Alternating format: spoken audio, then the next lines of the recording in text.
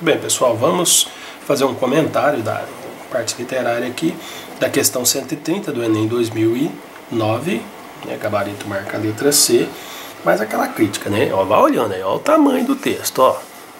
Letra pequena, vai a página inteira, até o final da página ficou um pouquinho para outra página que eu nem vou pegar, né? Mas, né, sacanagem, né? E tem o mesmo valor que as outras questões. Isso aqui, uma questão desse tamanhozinho, uma questão desse, o mesmo valor. Nesses últimos anos, a situação mudou bastante e o Brasil normalizado já não nos parece tão mítico no bem e no mal. Houve um mútuo reconhecimento entre os dois países de expressão portuguesa, de um lado e de outro do Atlântico.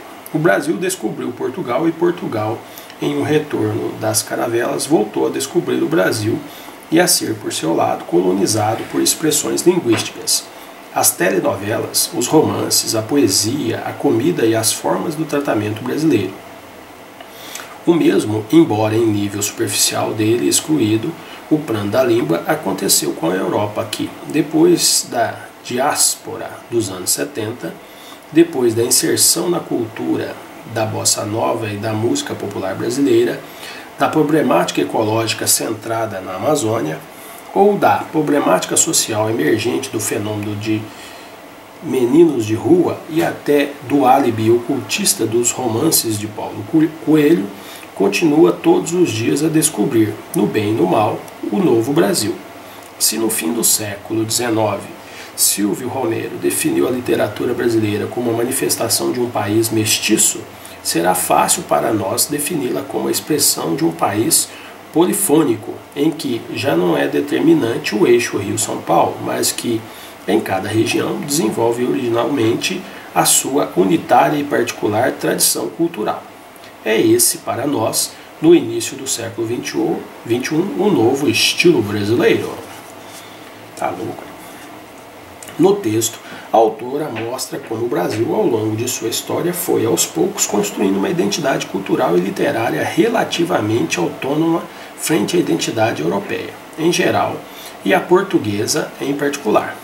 Sua análise pressupõe, de modo específico, o papel do patrimônio literário e linguístico, que favoreceu o surgimento daquilo que ela chama de estilo brasileiro. Diante desse pressuposto, né, e levando em consideração o texto e as diferentes etapas de consolidação da cultura brasileira, constata-se que, eu vou só na alternativa do gabarito aqui, porque já está perdendo fôlego, né?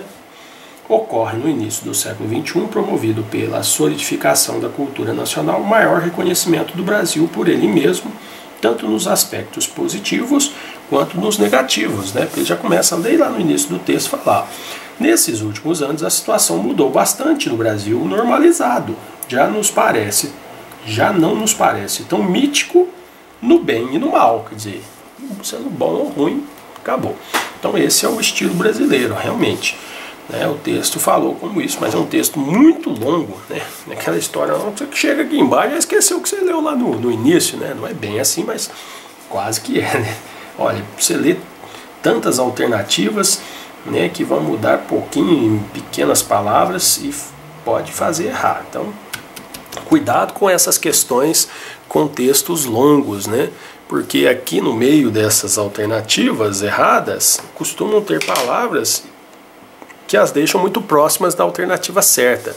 Né? O pessoal, além de esticar muito o texto, ainda coloca alternativas muito grandes que às vezes só uma palavrinha lá no meio é que tira aquela alternativa de ser a correta, né? Então, é desastroso esse tipo de questão para ser dado num exame nacional como esse, né? Então, olha, não precisava desse texto todo, poderia ter se encerrado aqui no início, lá no bem e no mal, não precisava ter trazido todo esse resto.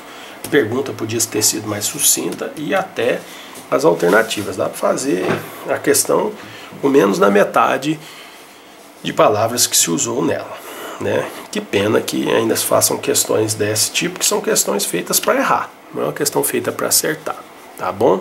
Então tome cuidado e, infelizmente, treine, porque vai cair esse tipo de questão longa, né? Então procure ler as alternativas, saber procurar o porquê que está errado, tá? É a nossa dica nessa questão. Vamos para a próxima.